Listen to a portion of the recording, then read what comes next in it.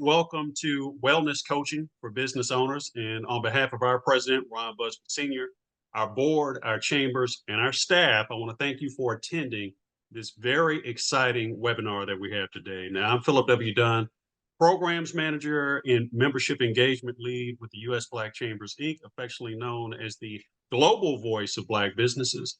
And at USBC, we want to ensure every opportunity for our businesses, regardless of size, to have the right training, the right information, and the right resources to help grow and scale your businesses. And we're extending that today because we also want to make sure that you have the right resources to keep yourselves healthy so that you can continue to run your businesses. Now, today, we welcome Marin, the Rev Trainer, Ellis. Now, I'm excited to really share a little bit about this brother. I had an opportunity to spend a little bit of time with him in Austin at the Texas African Association of African American Chambers of Commerce recently, and just really enthralled by the information that he's going to be sharing with us today. Now, as a motivator and as a fitness coach, Marin Ellis, he strives to educate and to motivate the world to make the connection between their fitness and their faith. And Marin is always looking to help everyone be the best person that they can be physically and spiritually. Now, within the last 15 years of his personal training experience, Marin realized that motivation was the key to transformation. This is probably the key to the whole message. Motivation is the key to transformation. So it was after his own experience with health challenges that he understood that he would need his faith in order to rebuild his fitness. And we have him here today, and he's going to help to take our businesses to the next level. And Marin, how are you today, sir? I'm doing great. I'm doing great. How are you doing? I'm doing great. I'm doing great. And I'm glad that you're here. I'm glad that you're going to be offering us some wisdom, sharing some information with us. And I'd like to turn it over to you and just tell us a little bit more about yourself and tell us what we need to know. Yes. Thank you very much. Hello, everyone. Again, my name is Marin Ellis, Rev Trainer. I'm actually based out of Dallas, Texas, but help people all over the country, all over the world achieve a new level of fitness. A little bit about myself. Uh, Again, like I said, I'm in Dallas, Texas, but I'm originally from San Diego, California, Los Angeles, then San Diego. Went to school in South Carolina at Benedict College, HBCU, go Tigers.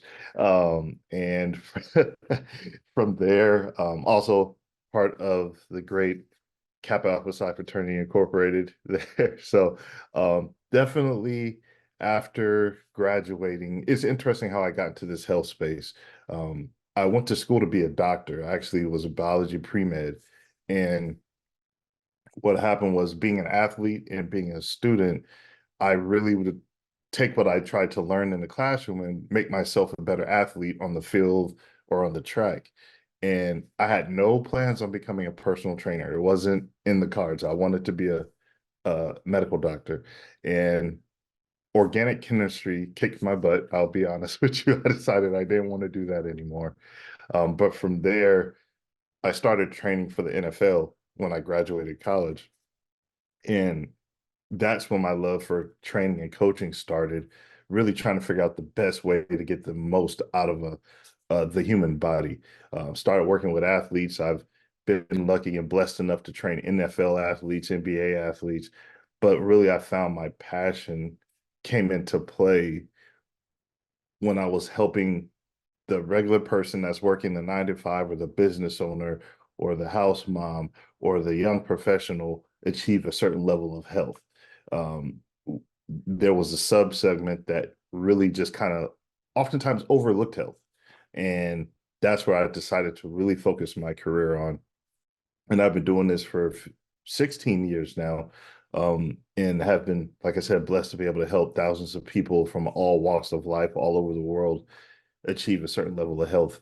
And then my wife, I met her, also an HBCU grad, A&T, I'll speak for her, she's an A&T grad.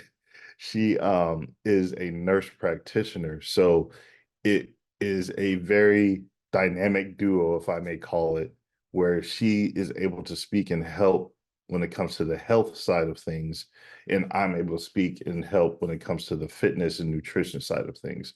So that's just a little bit about where we're coming from. Awesome. So I wonder if you can talk to us a little bit about, as business owners, we have folks that are tuning in and that we'll be watching later that Mhm, are business owners. mhm, Oftentimes they don't have time to put in the time in the gym.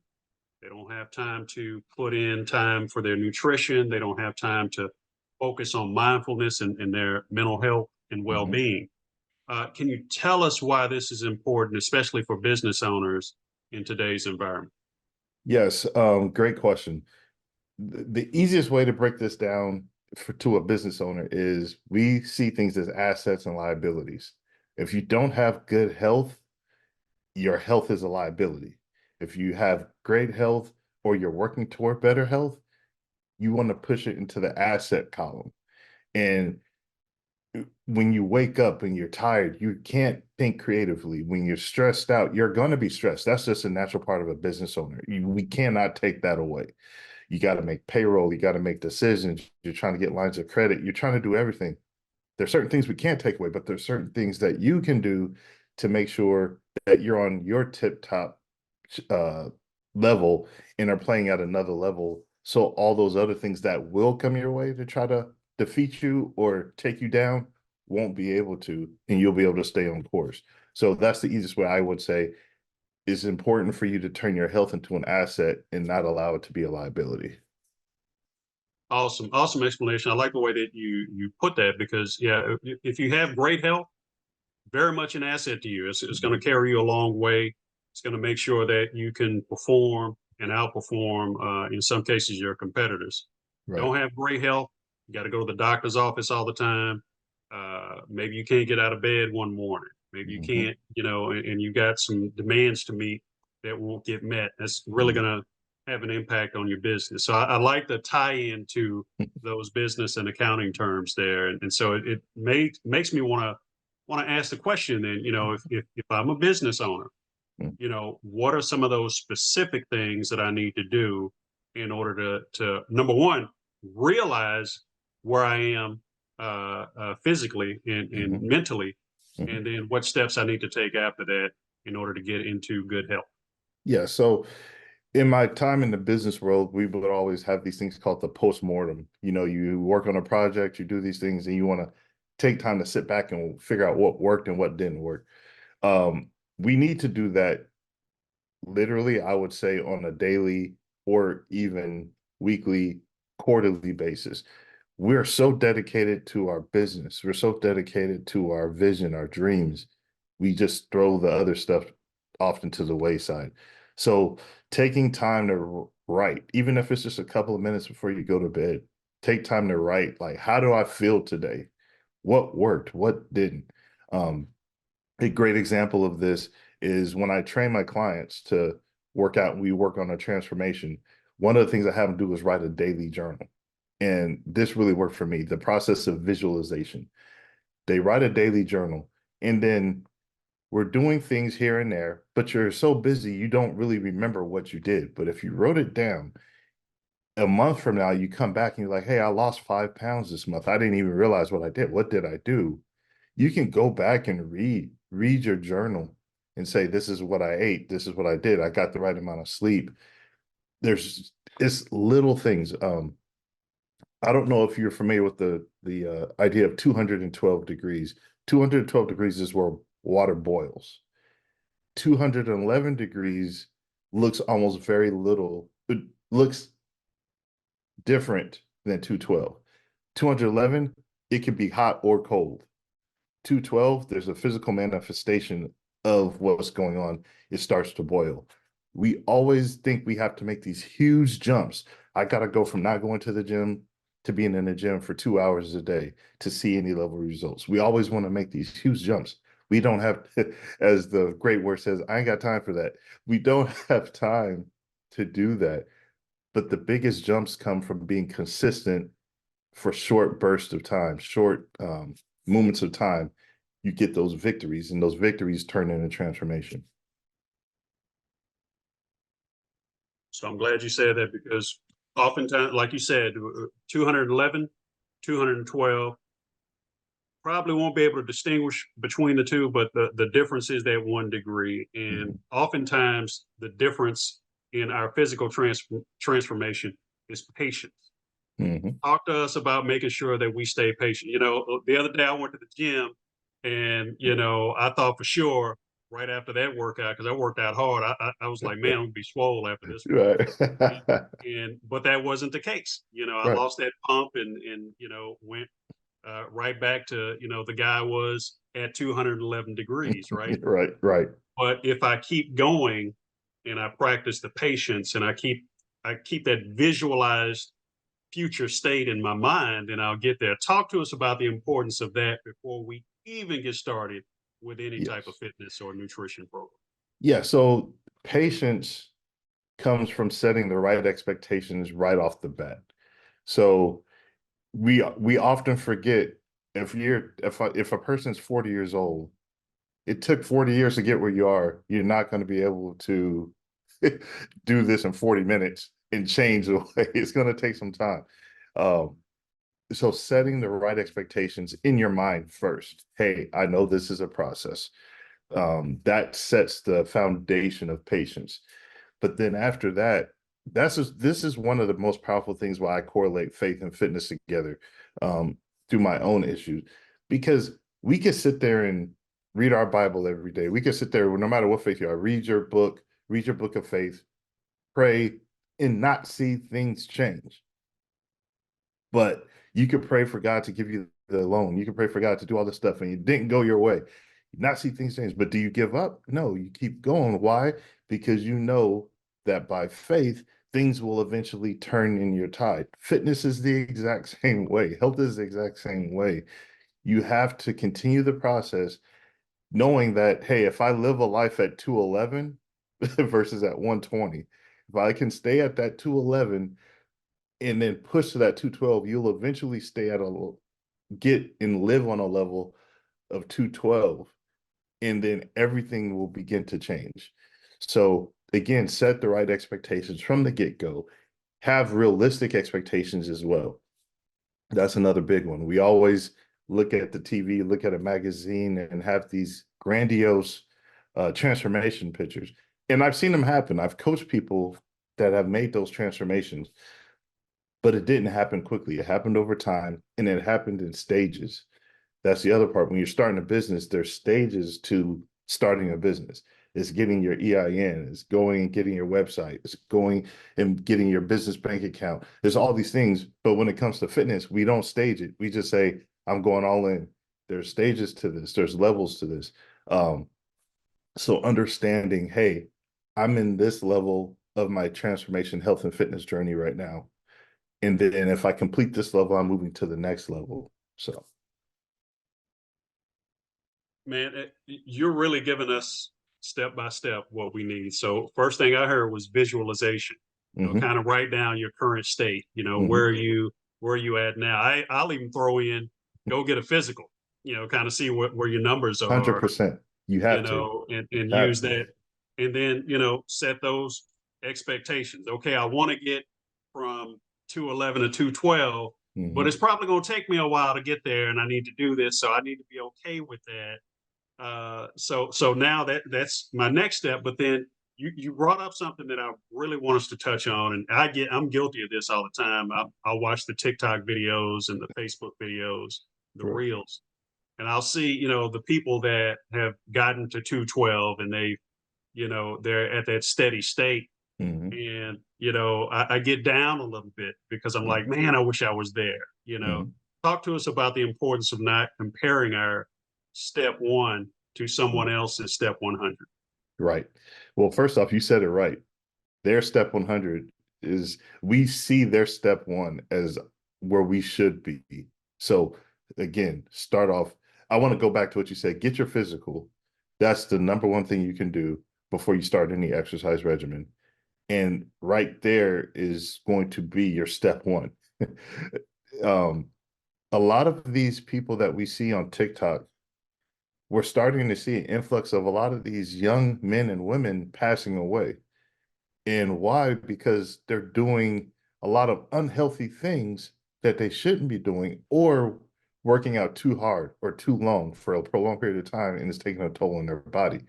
So first, do never compare yourself to what another person's doing, because you don't know what's going on behind the scenes. You don't know what they're taking. You don't know what they're doing. You don't know when they go get their physical, is the doctor saying, hey, you got to take all these medicines just to make sure your heart starts beating? You honestly don't know. And so the number one thing that I say is fitness on purpose. Don't do fitness for the aesthetics person. Don't start off with the aesthetics in mind. Start off with purpose in mind. And what I mean by that is, when I was playing football, I worked out a certain way. If I go and try to work out that way now, I'm not doing myself any good. I'll probably hurt myself trying to do that. So I align my exercise, I align my schedule, I allow my rest to fit my purpose in this season in my life. And if people do that, you'll find that that's where your patience will also come in. If you know you have to travel a lot and do a lot of public speaking, you'll align your fitness goals with that. If you know you're sitting at a desk all day and you're typing on a computer, there's certain things you could do to align so you can combat that. But you don't have to do what these people are doing. Everybody thinks you have to be a bodybuilder to look great, and you don't. You absolutely don't. So I'm glad you said that, because now I can, stop putting myself through that emotional, torment, Mhm. thinking I'm supposed to be there. I'm supposed to be doing all these crazy exercises that, I might even injure myself, right? Exactly. Uh, so I need to start off with the basics. I'm kind of counting these steps. So I'm gonna visualize. I might go and get my numbers, Hmm. set realistic expectations, and Hmm. be patient. Uh, Abandon comparing myself to others, and make Hmm. sure to be fit on Hmm. purpose.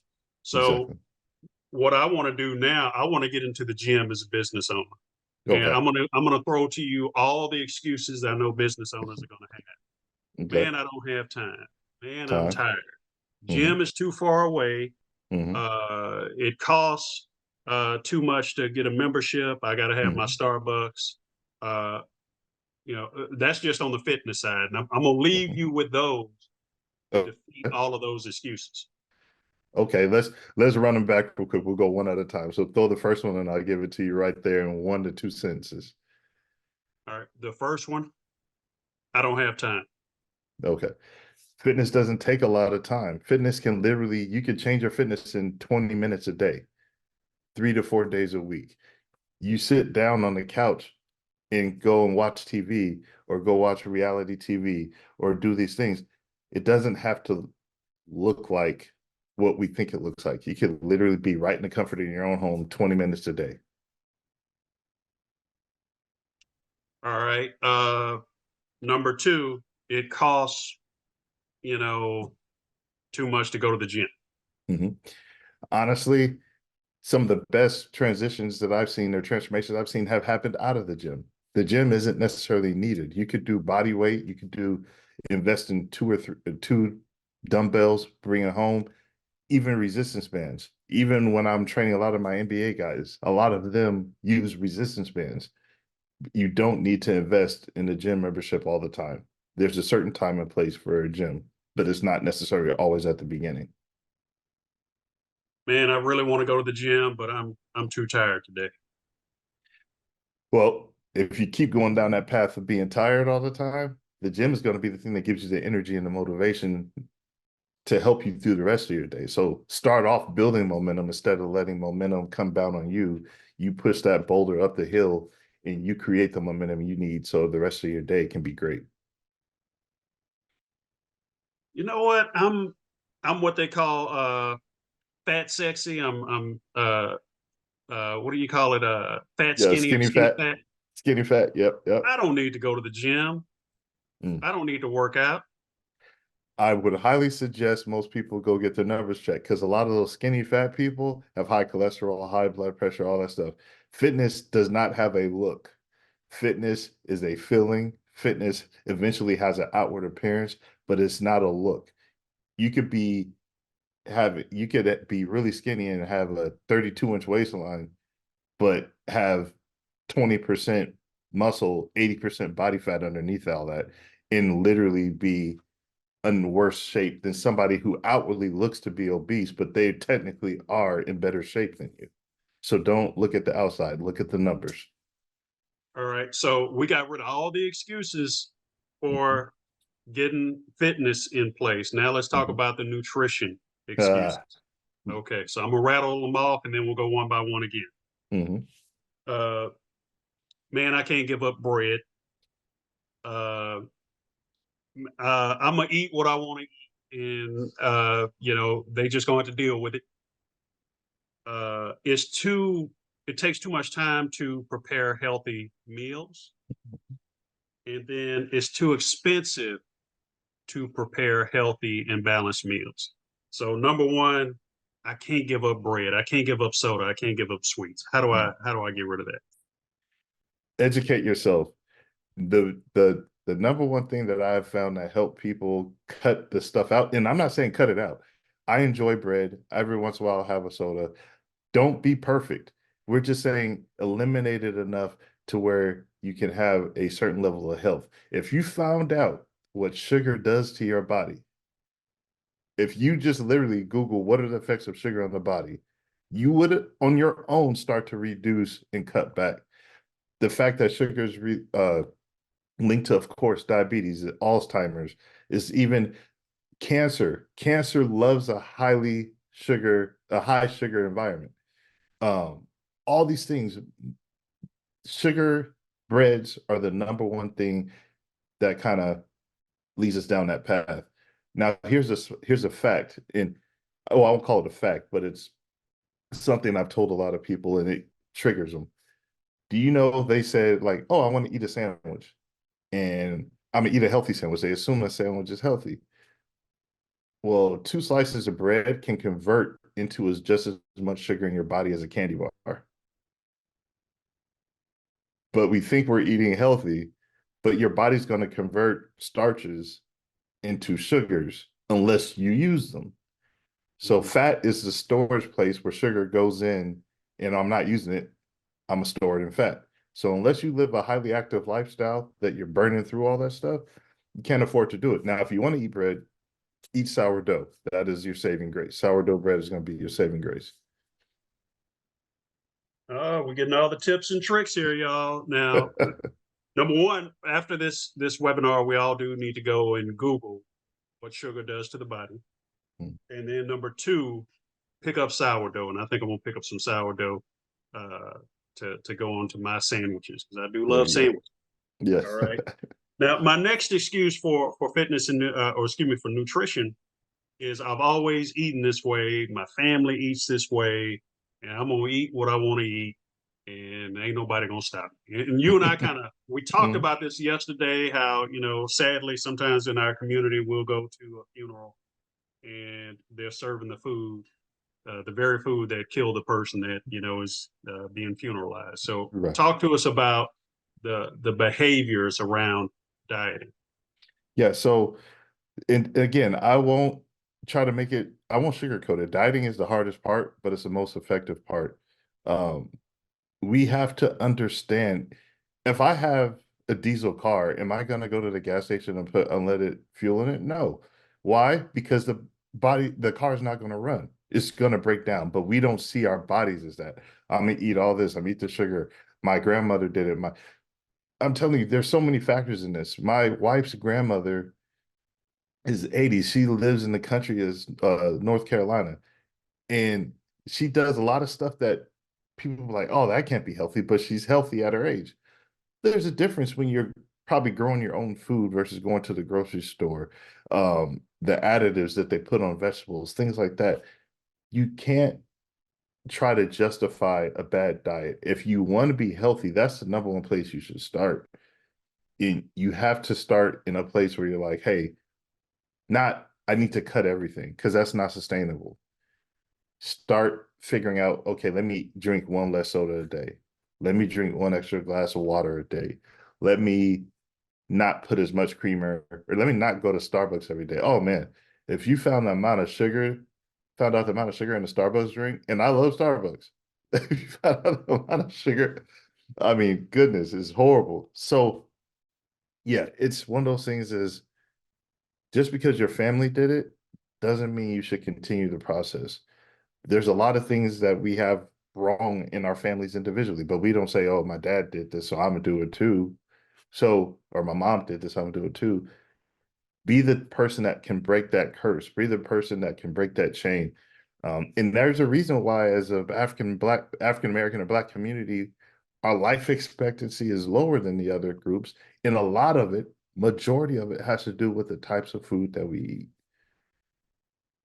And I'm glad you touched on that. And I know that there are some facts out there that support that on our Mhm. life expectancy, and a lot of the dieting behaviors we picked up from the generations past, Mhm. and oftentimes, I won't talk about the specific food, but Mhm. oftentimes we eat what our forefathers and foremothers ate, and a lot of Or that was we're just allowed to passed, eat, I'll say. what they We're were allowed allowed to to eat. eat whatever was left over that Yeah, they cooked, they able to prepare it. But in order to make it taste good, they had to over season it, add all this stuff to it. Now they yeah, became delicacies among the cultures, or yep, not just in our culture, but around the United States. So now you're starting to see a diet that was forced onto a people yep. trying to not only take us down, but in many cases taking a lot of other people down. Yep, yep. And so it brings me to this next excuse, which is, the cost and the time, Hmm. and I've seen it where, if you want to go and buy some healthy food, or maybe a low carb diet, it's going to be Hmm. a little bit more expensive. But in the aggregate, it kind of balances itself out, right? Because if you're spending less on, these not so healthy foods, and you're spending Hmm. more on this healthier food, and probably even a smaller amount of food, because you're Hmm. probably going to want to cut back on your diet, it's going to Hmm. balance out in the long run, right? And then the timing and Yeah, the prep is just a part of the process now that right. you build into being fit, right? Correct, correct. You plan in your food prep. You plan in that during the week. You look at your meal as three components: fats, carbs, and protein. And if you look at it, what we call macros. And if you look at the macros, you're like, let me make sure I eat some good healthy proteins. Let me make sure I eat some good healthy fats, and then have uh some good carbs, not sugar or processed foods. And honestly, the number one way to start in food prep is change your mindset and try not to eat processed foods. If you say, okay, like many of you have heard this, when you go to the grocery store, stay on the perimeter of the grocery store. Everything in the middle of the grocery store is processed. If you stay on the perimeter, it's the fresh items. So start there.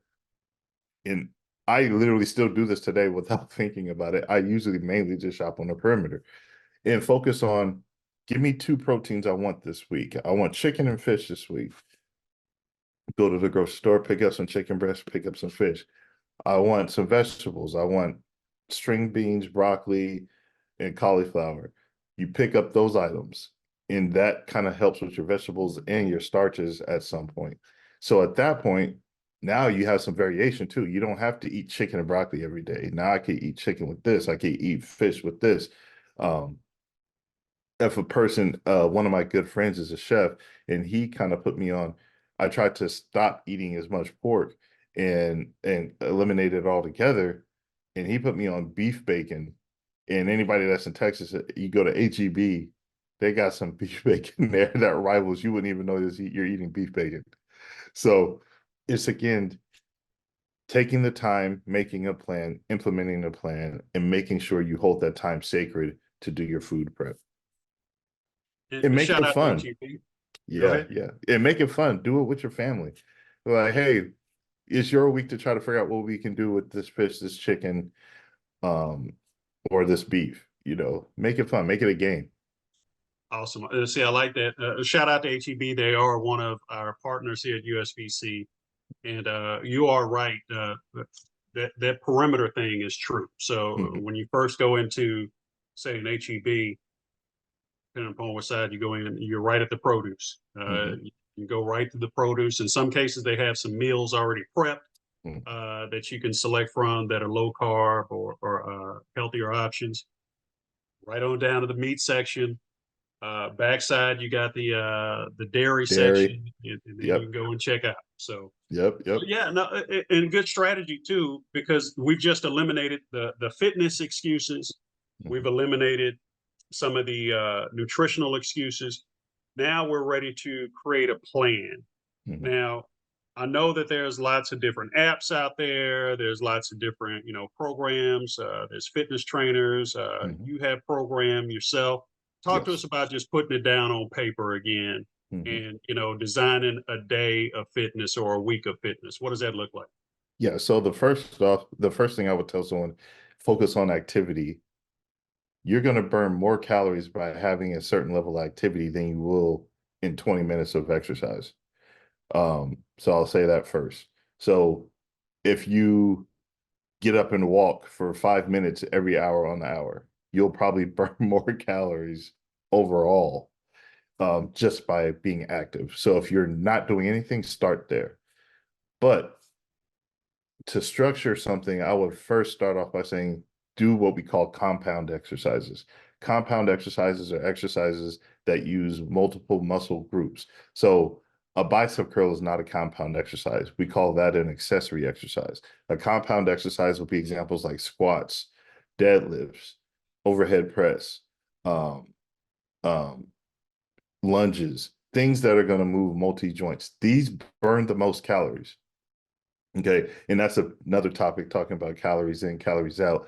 But what you want to do is get your biggest bang for your buck in exercise. So if you want to lose weight, build muscle, which is ultimately what everybody should want to do, you should lift or resistance train, whether it's body weights with weights or resistance bands, to build strength.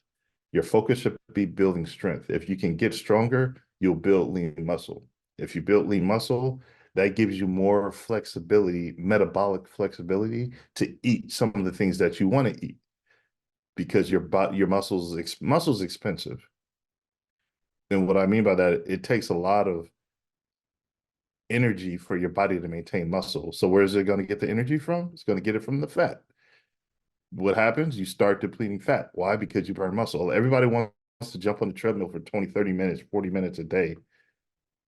And when they do that, it's what you call the EPOC effect, which means I'm burning calories while I'm on the treadmill. Yes, but as soon as I get off the treadmill, I'm no longer burning calories. But if you could do a 20-minute strength training workout, whole body, or a 5 to 10 minute HIIT training, high intensity interval training, your body's going to be burning calories for up to 8 hours, even after you're done. So if you don't have time, your number one priority should be strength and high interval training. It's only 20 minutes a day. So we're not talking about 2 hours in the gym. Not at all. We're talking 20 minutes a day, Hmm. high intensity effort. Yep, 20 minutes is less than, a couple of percents of your time each day. exactly. And you can place that at any time throughout the day. Anytime throughout the day that fits into your schedule. Um, you could do it first thing in the morning. I personally like doing stuff like this first thing in the morning, because I've accomplished something right off the bat that's going to benefit me. So it kind of pushes me to do greater things throughout the day. Plus the endorphins, the mental acuity that you'll feel during your business call, the creativity. I come up with all kinds of ideas during my workout. So doing it first thing in the day is great. Lunchtime, if it's 20 minutes and you get an hour lunch, or you give yourself an hour lunch, go ahead and knock out that first bit of time for your workout. After work is a great thing, because you've been sitting all day. More than likely, get up and move. But it doesn't matter when you do it. It's just being consistent in doing it. Should I do this every day or should I take Hmm. a couple of rest days in between? How should I Right. structure? So when I work with my clients, and all this depends on your goals. It's using the right tool for your goal. So most of the time when I'm working with somebody in the beginning, if they're already struggling to get into the workout, we maybe will go 2 to 3 days a week of a actual 20-minute strength training workout.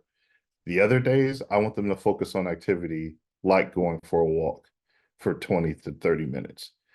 And on those 2 or 3 days that we are doing strength training, we do whole body. We don't do body parts. That is a bodybuilding mentality and type of training when somebody's trying to compete for a show and they're trying to do as much damage to that body part as possible.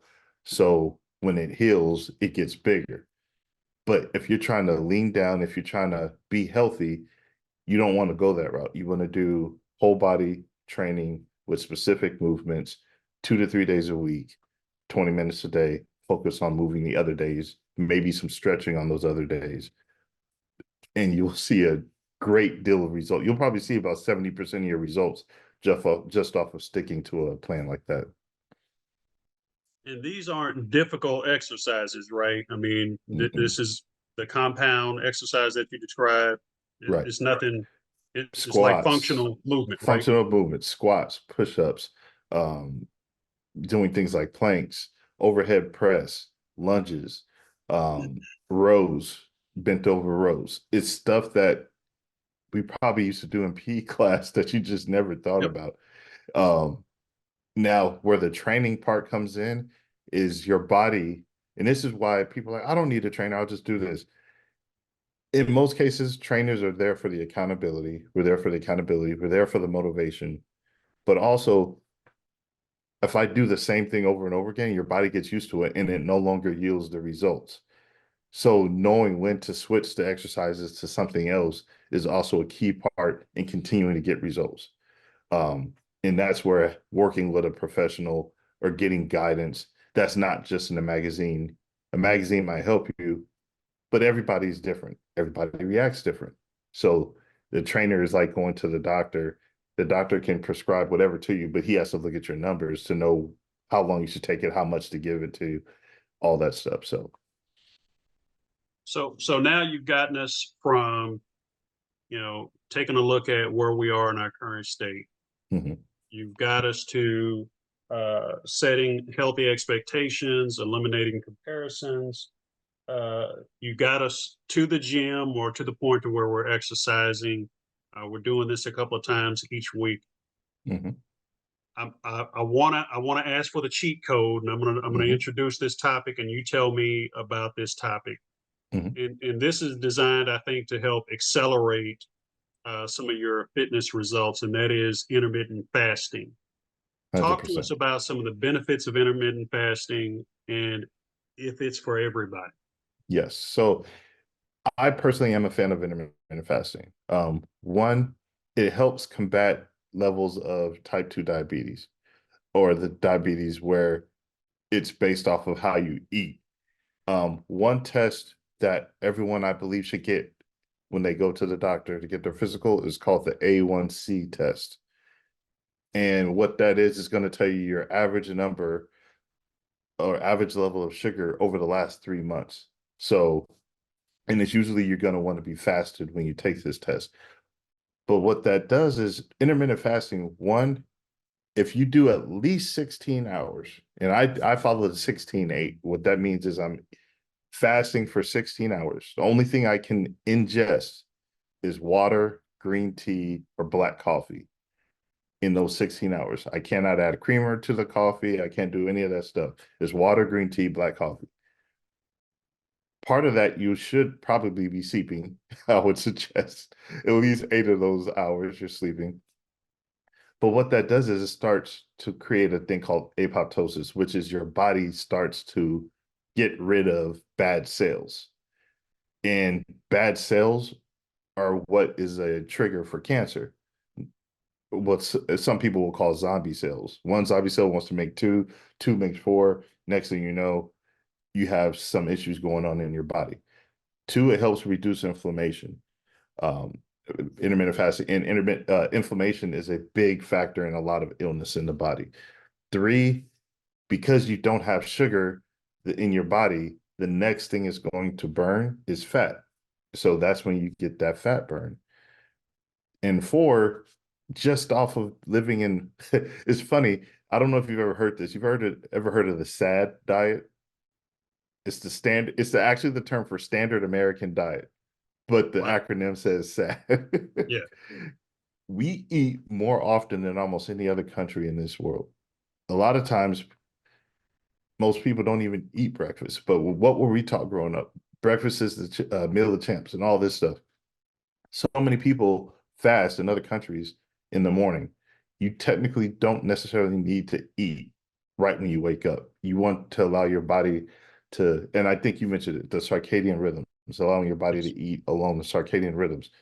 Your body is primed to digest food at those given times. So doing things like that, intermittent fasting is also great for energy levels. It's tough in the beginning if you're not used to it, but after you can get over that hump, I'm telling you, you'll see a level of energy and clarity that you have probably not seen before or haven't seen for a long time. And then if you're able to, if you pair intermittent fasting with what we call fasted workouts, or I'll say a fasted walk. Let's say I'm not eating till 12 p.m. And that's how my schedule is. I don't eat till 12 p.m. and I stop eating after 8 p.m. If I get up in the morning and I go take my dogs for a walk, I'm not burning sugar because I've been fasting at least for 7 to 8 hours while I'm asleep. Now, in order to get moving and get active, my body's going to start burning fat at a greater rate because it doesn't have anything else to use. Mhm. And then if I do that or I do a workout in the morning, what's it going to use? It's going to use the fats. So if I work out at 7, 8 in the morning before I go to work, I'm at work, I'm focused, I'm not thinking about food per se. By the time 12 o'clock hits, I'm ready to eat. Now your body's going to utilize everything I eat versus just storing it into fat stores. Mhm. And then you're going to start to see, you know, success through that as well. And see, we needed that explanation there because I think a lot of folks, we have fallen into that routine all of our lives. Breakfast is the most important meal of the day. I Mhm. got to go to lunch with my coworkers, Mhm. and then I'm going to eat real big for dinner. And You're so right. now It's the yeah, opposite. Yeah. so now my body is, having to do this digestion process, which resets the clock every time Hmm. I take a bite of something new. Hmm. And so I don't get a chance to really work on the food that I had. And then I don't give my body a chance to go and attack that fat that you talked about as well. Exactly. And you talked about, you said a cheat code. I'm gonna give everybody the cheat code, especially for the holiday season. This is a big one. It's not always just about what you eat, it's when you eat what you eat. Mm. And here's a perfect example. We're in the holiday season. It's not the healthiest part of the year. We're in business. We're going to business lunches. We're going to holiday parties. We're doing all these things. Nobody's saying you can't enjoy this. But here's the cheat code. So if you go somewhere, let's say you're going out to dinner and the first thing you should eat isn't the bread. I love the bread. I love the Cheesecake Factory bread. I love the Red Lobster bread. I love all the bread. But You I talking try to, about me now because I love all kind of bread, right, right. cornbread, everything. Yeah. And I just exactly with cheese on it, all the good stuff. See, here we go. But this is the thing. This is why strength training is important because you give yourself some credit to be able to enjoy those things. But getting back to the cheat code, eat your fiber first. Eat fiber first. So that's vegetables. If they say, would you like an appetizer? Try to find an appetizer that's high in fiber, some veggies, some salad, things like that. And the reason why, especially if it's a salad with oil and vinegar, balsamic vinegar, things like that. And there's the reason why. Your body does not digest fiber. It can't digest fiber. So what happens is when you eat it, it breaks it down, but it lines your intestines with fibrous material. So and then after that, then you focus on your fats and your proteins. So if you eat your proteins and your fats, it's also your body can digest it. But that fiber blocks the amount of sugar your body digests when you actually eat your breads and your sweets. So it lines the intestines and it starts going through the intestines, but it by the time it passes, it hasn't had the chance to absorb because the fiber acts as a block. Mm. And I tested this. I don't know if anybody has heard of the I forgot what they call them, but it's like it tests your blood sugar 24 hours a day. And on a phone. You have a thing on the back of your arm and it tests on your phone. There was 2 or 3 things that I would tell anybody to do right now, even in this time of the season. Again, eat that way. Fiber first, proteins and fats second, carbs third. You'll eat less carbs too because you're fuller because you ate everything else. And the carbs will kind of push through. And the other reason that works is because the carbs itself, because you can't digest it, they just get excreted out. And now your body is like, okay, there's less to use. I got to go with the fat and burn the fat. The other part is if you eat, get up and walk for 10, 15, 20 minutes right after you eat. That alone, or if you're in the office and you don't have time, eat, get up and do 20 air squats right there. And I tested this. My sugar spike would go like a little molehill versus a cliff if I ate a sugary meal because my body's trying to use the sugar before it gets stored. So I had that least amount of sugar spike. The way to eat that I explained, it shortened that sugar spike. And when we feel the itis, that's what you're feeling is that that spike of sugar just crashing. And again, that's when Thanksgiving, Christmas dinners, we get uncomfortable, like, oh my gosh, why did I eat this much? I'm sleepy, I gotta go sleep. You're going into a food coma because your body's Yep. like, I need all this energy to break down all this sugar and all this stuff. And we blame it on turkey, saying it's tryptophan.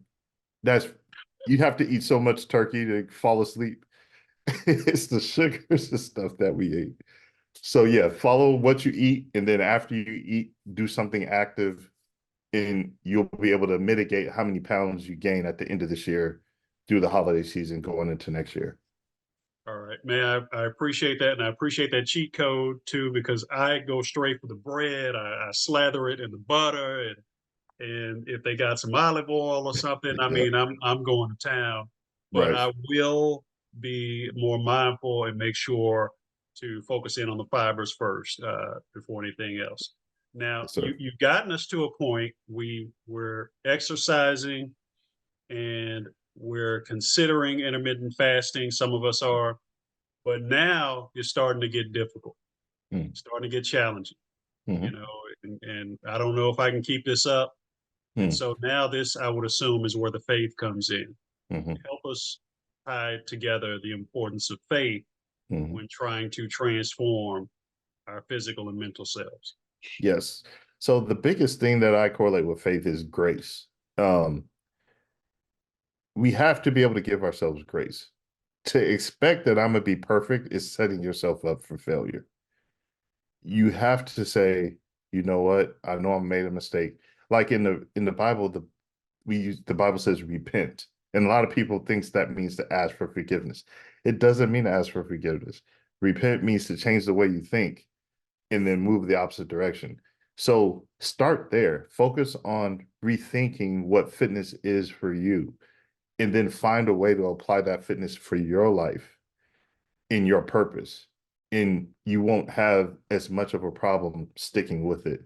The other easiest thing I would say is never go 2 days without. And what that means is if I didn't work out yesterday, but I was supposed to, I need to do something today. Never allow 2 days to go by where you don't do something for your health and your fitness.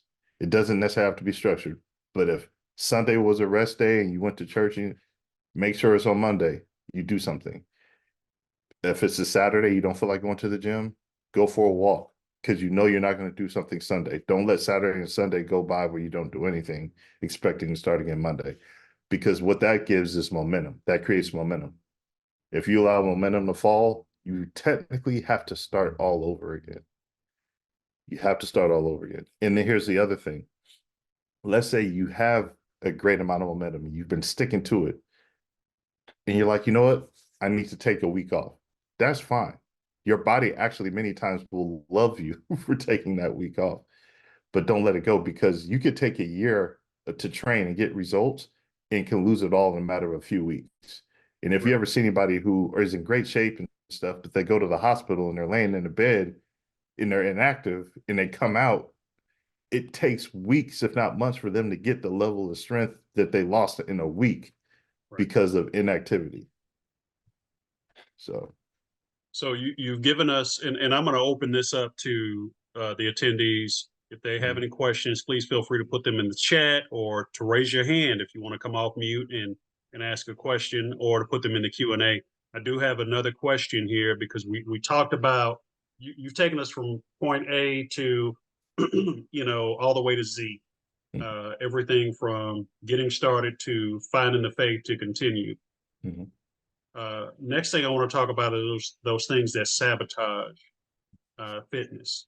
Mhm. And one of those things I know will do that immediately is the lack of sleep. And can you talk to us about the importance of making sure that we get a good night's rest after we've done, if we're working hard vigorously or if we're working not so vigorously? Mhm. Talk to us about that. Consistent sleep is, other than nutrition, is the second most important thing I would even put before a full workout. If I'm working with somebody, I'm gonna ask them, how are you eating? How are you sleeping? Before I introduce a workout. I'm gonna even give you an example. If I have a client, let's say a business owner, and you come to me, you say, I'm stressed out, I haven't been sleeping good, but I want to come and work out. I sometimes will honestly change the workout completely and do more of a stretching workout, because what happens is your cortisol levels increase. Cortisol, here's the number one fact when it comes to this. If your cortisol levels are high, which means your stress is high, which means you're not getting sleep, your body cannot burn fat. Your body cannot burn fat in a state of lack of sleep or high stress. Sleep is the body's reset. The ability to sleep is the body's reset. And we think we get good sleep. I actually wear this thing called the Whoop. It's a health tracker. It doesn't have a screen or anything, but it tracks what I do 24/7 and 7 days a week. And even last night, I thought I slept good. My recovery was in the red. And there's certain little triggers that you do: eating too late, having a glass of wine right before dinner. Glass of wine could take you from a green, which is great, to a red just off of a glass of wine, because the things that it does to your body, and it interrupts your rest, it interrupts your sleep. I personally like to sleep when it's cold. If it gets hot, I can notice my sleep gets jacked. It's horrible. But if I sleep when it's cold, I sleep better. I sleep deeper. Getting those 8 hours of sleep is the first thing you should do. 7 to 8 hours of sleep. And you can't be like, I'll make up for it on the weekend. I'm gonna get less sleep now, make up. You cannot make up sleep. Whatever you lose, you lose. So sleep is like time. If you lost it, you lost it. You can't go back and make it up. So prioritize it. Oh, wow. Okay. So I'm guilty because I will sometimes go, and I've made this mistake. I'll go and I'll work out like an hour before I'm supposed to go to bed. And the next thing you know, I'm up 2 or 3 hours, trying to come down from that exercise high. Exactly. Right. And so, uh, making sure, I'm guessing making sure that we start to wind down at an appropriate time so that we're Mhm. not keeping ourselves up, because that Right. could cancel out everything that we've done, for the Exactly. day. Yeah. And another trick too, I know a lot of us get on our phones, we watch TV before we go to bed. Invest in an inexpensive pair of blue light glasses. The Mhm. the blue light actually makes your body think it's time to wake up, then it's time to settle down. And even in that, I've tried it and it works. The ability to still be on my phone because I'm still trying to work or watch TV and spend time with my wife. But if I put those on, I'm able to go into a deeper sleep a lot quicker and sleep better. All right, y'all. I hope y'all are getting all these nuggets because we only have like 5 minutes left with the Fit Rev, and he's given us some great information on everything like cortisol, the importance of sleep, the different types of tools that we can use, importance of planning, the importance of dieting, introducing faith, all of these different things. So it looks like we may have a question here that comes through. Oh, here's a question from Katrina Branson. I'm going to ask this question. I'm going to ask about all sorts of devices and apps that we can use. What's the name of Mhm. the fitness tracker again that you just mentioned? Whoop, WHOOP. Whoop. WHOOP. Yep. Okay. And So then you can Whoop. use other things like the Aura Ring, things like that. Apple Watch does some of the stuff, but it doesn't do it to the extent of Whoop. Okay. Now, what other are there any apps, meal tracking apps that you Mhm. recommend, Yeah, or yeah. logs? MyFitnessPal. I have all my clients use MyFitnessPal, not because of anything, but people do less when they know how much they actually do. So if you're tracking and you're like, oh, I should only be eating 1,700 calories a day, and you went to lunch and you realized that one lunch was 2,100, Mhm. you track it, you eliminate. And it does a lot of my job for me when telling people. So MyFitnessPal, use the free version. You don't have to do the paid version. Track your meals, track your water intake, and then find out what's going on with your current eating habits. And if somebody has any questions, they could always reach out and or scan the QR code and then say, hey, how can I work this out for myself versus just giving, broad statements. How can I help them with themselves in the custom plan? They can definitely reach out. I wonder, Marin, if you can share before we close out. Mhm. Number one, I want to thank you. I wonder if you can share any parting thoughts with some of our business owners as they embark on their fitness journey or as they continue on their fitness journey. Yes. I'll say this. Business is more than just business. Business is a calling. Business is a vision that God put in you in order for you to bring to pass. And not just for you in your time here, but even after we're gone. We all have that day where we will not be here. But we want to be able to manage and be a good steward of that business as long as possible, but then have something to hand down to our kids and they can hand down to our kids' kids. So realize that this play of what you're doing when it comes to your fitness, when it comes to your business, when it comes to your faith, is a way to build generational wealth for our community. And for us to be selfish and say, I don't have time for my health, that's probably one of the most selfish things we could do for not just our vision, but for our families. So invest that time. It doesn't take as much as you think to get the results that you want. And that's the motivation that we needed today, Fit Rev. I definitely appreciate you, sir. This has been awesome. For those that weren't able to attend, we have recorded this event and we intend to play the heck out of it over the next couple of weeks. Tell us where folks can contact you, good sir. Yes, sir. So if you scan the QR code right here on the screen, that'll actually take you to a short questionnaire. Once you finish the questionnaire, I can reach out to you and schedule a free 30-minute consult. We can figure out what it is that you need to do, give you advice on how to, make some changes in your life. You could also find me on Instagram at Divine. My company name is Divine Design Fit. So you can find us on Instagram there. You can find us on YouTube. We have some workout videos that we have out there. But Divine Design Fit pretty much across all social media platforms. There you have it. We know how to reach you. We know how to connect with you, and we appreciate the value that you brought to USBC on Thank you. today. Everyone, this has been great. I've learned a lot, and hopefully you all have as well. I want to thank you for attending this wellness coaching for business owners, and a tremendous thank you to you, Marin Ellis, for your thoughtful guidance and for your information, your leadership, and your motivation. Now, we want to thank you to our community navigator chambers for advocating for Black businesses, and to you, our viewers, for sharing in this discussion. Now, USBC, we introduced By Black, the only Black certification program with a business directory providing businesses that certify access to private and public procurement opportunities, highlighting and other benefits as well. This online program can help to prepare you for the contracting space as documents, preparation guides, etc. So we also have a certification program. You can certify today by visiting usblackchambers.org/certification. Now we invite you to give us your feedback on today's session. Just scan the QR code or type in this survey link, surveymonkey.com/R/biz future.